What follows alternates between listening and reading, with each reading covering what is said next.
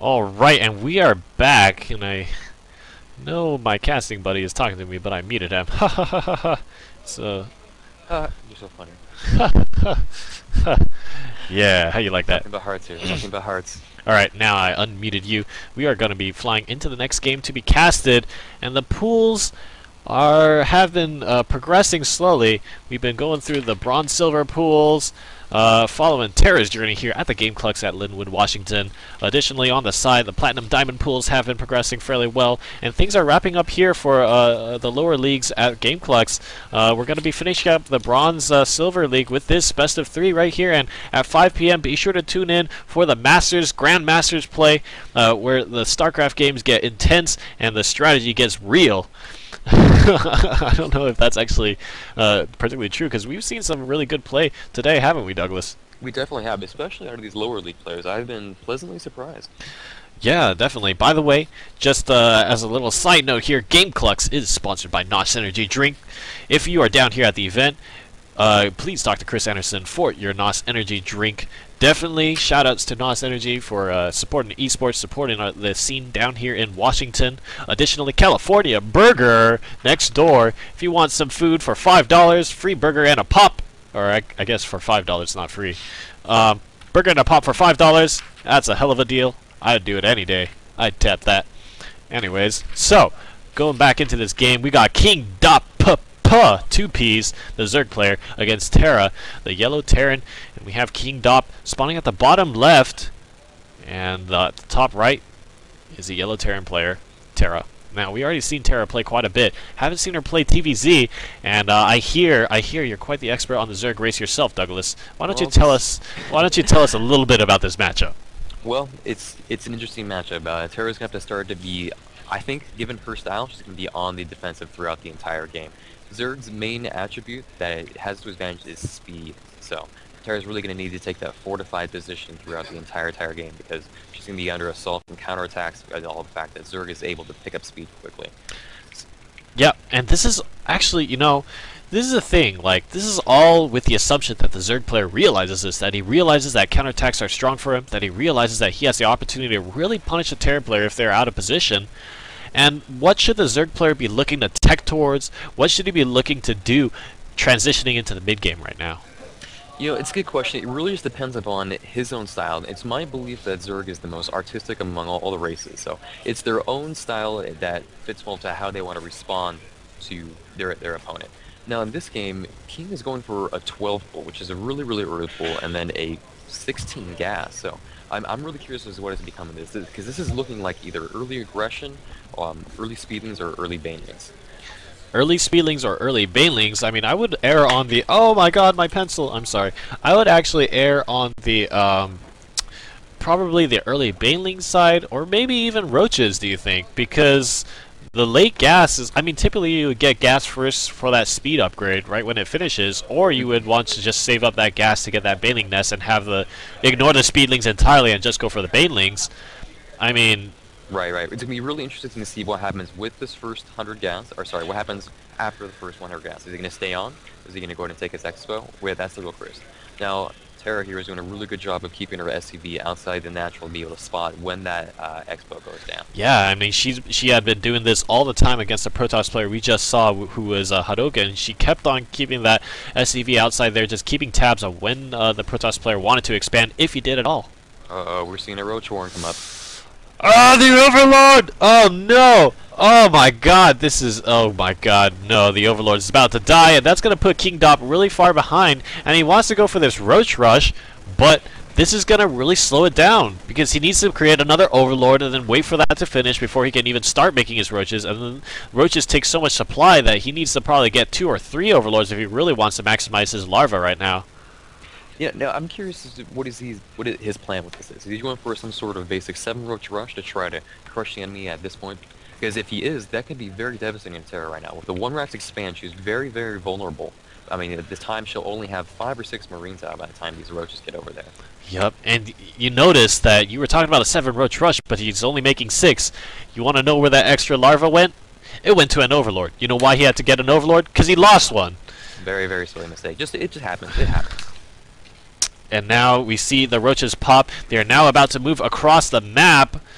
Oh my god, and this looks really scary. I don't know. There are only Marines out here defending for Terra. There's no bunker in sight. She's trying to expand. She's only adding on 2 racks. No Marauders on the way anytime soon. This is looking really dangerous. Definitely, definitely. Combination that she doesn't have these watchtowers. She can't see it coming. She has, from her point of view, she has literally no idea that it's coming. I mean, the one thing is you haven't seen the Zerg expand yet, and almost all Zerg players will expand very early on in the game. If they don't, by 6 minutes, you know something's happening. And I think Terra should definitely key into that at this point in time. These Marines are looking very, very, very lonely at about this point in time. And here the roaches arrive, about the same amount of roaches as there are Marines. And here come the roaches! Oh no, losing 2 Marines. Instantly, the 3, SCV goes down. 4, He didn't make it into the bunker! And the expansion feeling a little awkward, doing a little bit of that piano action, going up and down and up and down. And now she has a tech lab on a barracks though. She needs to get a Marauder out as soon as possible. Oh my god. And these roaches are just so strong. The SCV can't repair the supply depot in time. And this is looking really bad. Could Terra lose this game immediately? Oh my god. Quote Terra. And now the roaches move into the mineral line of, the roaches of Kingdopp move into the mineral line of Terra. And GG is called. What a heartbreaking loss. And that, ladies and gentlemen, is aggression. That I truly believe is the key difference between Silver League players, Gold League players, between those 2 leagues and Bronze League. It's just the aggression. You know, these players learn how to be aggressive, and they execute their aggression really well. They learn the build order, they execute this early aggression, and really control it well, and know how to play around with that. And so I really think that Kingdopp, you know, he's demonstrating really, really strong control in the early game. You know, the other thing is that these early roach rushes are incredibly, incredibly powerful in the lower leagues, simply because lower league players won't have the micro or the macro ability to have enough units out to handle what's basically an easy build. The 7 roaches are easy to move through, and they can take a lot of hits while requiring very little micro. Yeah, and the big thing is you need to recognize that it's happening. And Terra did have that SCV outside the natural. She didn't see the expansion for the longest time, and she just didn't recognize that she was in trouble. She tried to expand. She tried to move down her ramp, and paid for it in the end.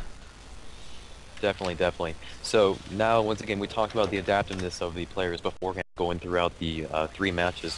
What do you think is going to happen in this next game? Do you think Terra will still go with her 1 racks expand? That's a good question. I don't know Terra enough as a player to make a decisive call on that.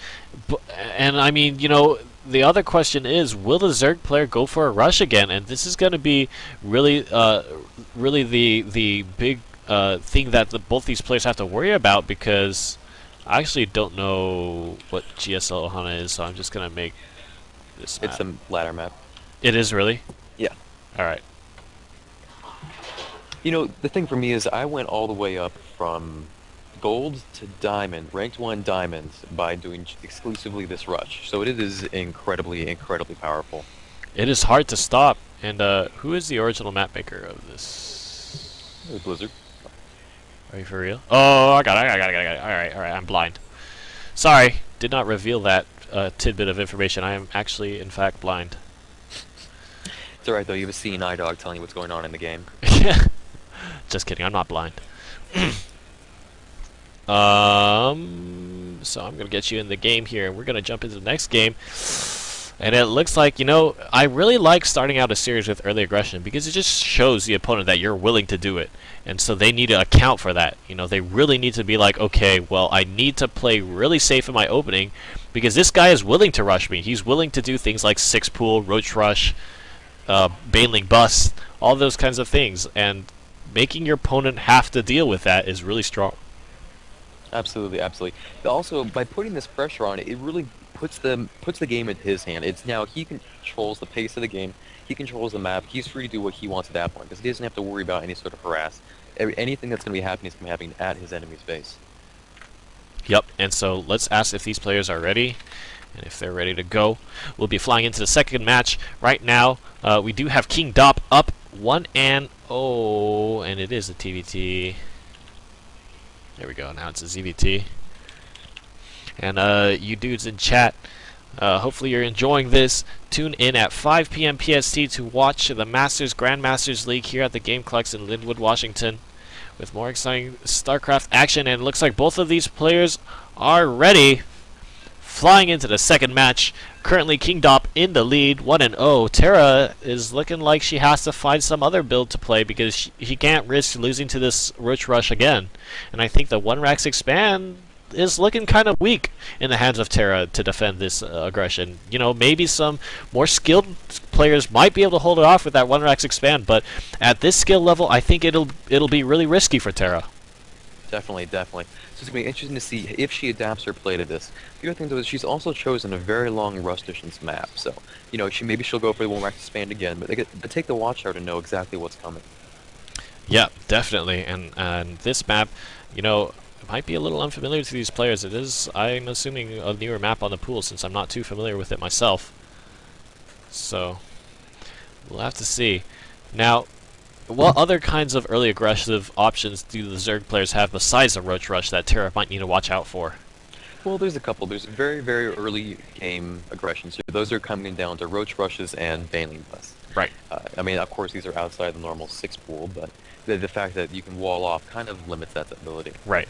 So, really, we're going to be looking in the early game. If we're looking for aggression, we're going to be looking for either Baneling Bust or Roach Rush. If we're going to be looking for middle game aggression, we're going to be looking for a heavy Roach Ling Bust. Heavy Roach Ling, and that has actually been really strong in certain occasions there against Terran players. Terra is going to opt to do that barracks, but here is where we will see the key defining difference between builds that Terra has done before and if she has made the adjustment now. We're going to have to see. She's still continuing to not get that gas, so continuing with that gasless play. Will she put down the command center next? She's going to put down a supply depot to wall in that drone. But really, these next few buildings that she places is going to dictate the pace of the game, I think.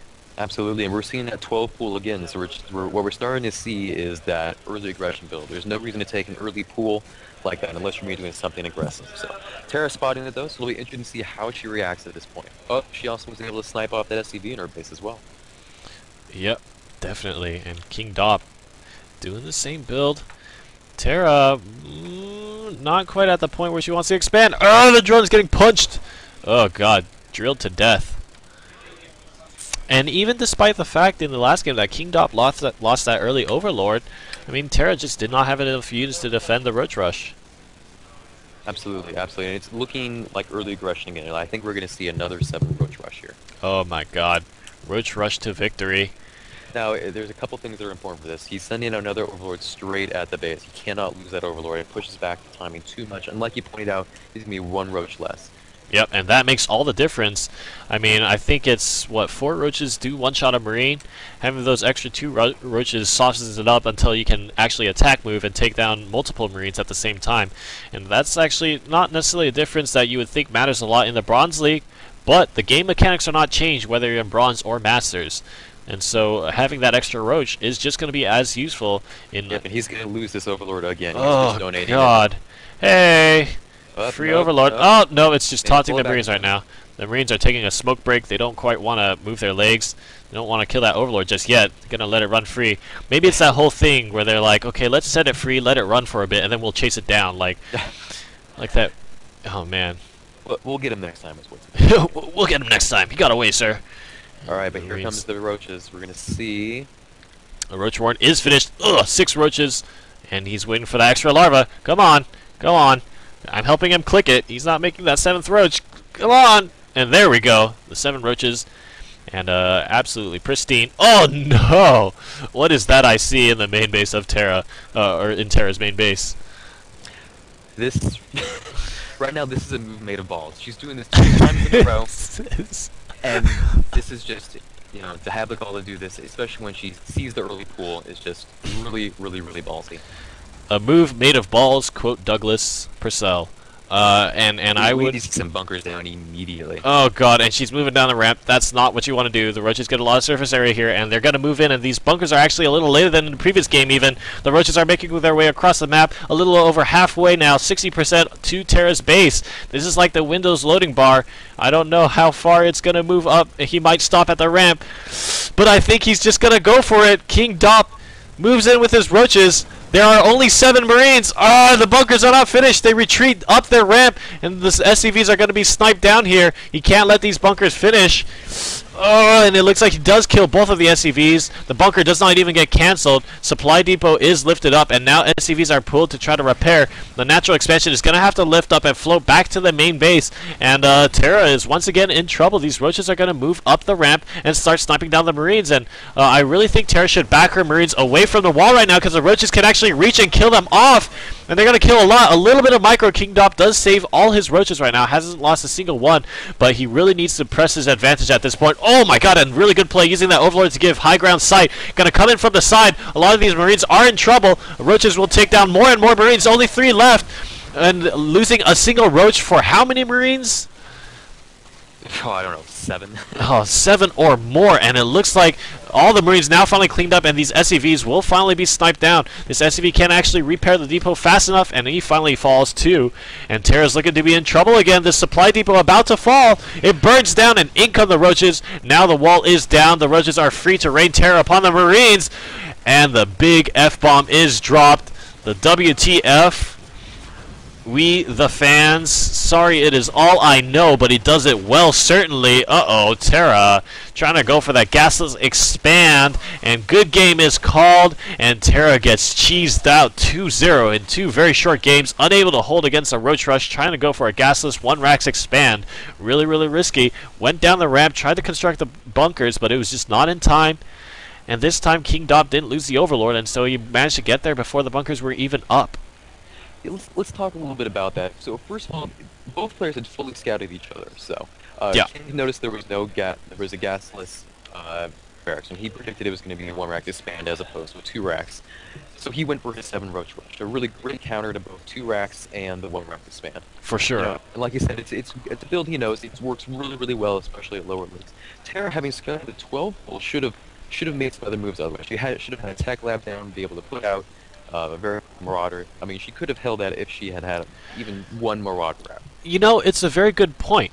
I mean, on the one hand, you really want to be very, very kind of efficient with your build, meaning you want to get away with as much as possible while doing the least. That means going for 1-rax expands. The idea behind that build is to have just enough units to defend what you're handling and then get the advantage of having that expansion. However, seeing that the Zerg player didn't expand, you'd be just as fine getting a little bit later of an expansion and just being a little more secure in terms of your defense, because the difference between defending narrowly and losing the game is just so great that you just want to kind of make sure that you defend against that roach rush. The fact that the Zerg player delayed his expansion for so long means that you can afford to be a little less risky with your build. Economically risky is what I would call it, the 1-rax expand. Absolutely, absolutely. Alright, well with this game I'll be starting off. I have to start warming up for my games, but yep. I hope everyone's enjoyed my casting, and stick around for more games. It's been a pleasure, Salgood, and you can catch him playing in the Grandmasters League brackets here at Linwood, Washington, at the Gameclucks event, sponsored by NOS Energy Drinks. Make sure if you're in the area to get your NOS Energy drink from Chris Henderson himself. Also, California Burger next door if you want that burger and pop. $5 is all you need to pay. Great burgers there. Do suggest you go down and check that out. If you are all in the area, definitely come down here. Come down to Linwood. We would be happy to see you. It's a beautiful day in Seattle. Get out of that house. Come down and visit us. I would love to see you. Love to meet you. With that, we will be taking a little break until the Masters level matches start. With that, I hope you guys have enjoyed the cast, and please tune back in to catch those matches. All right.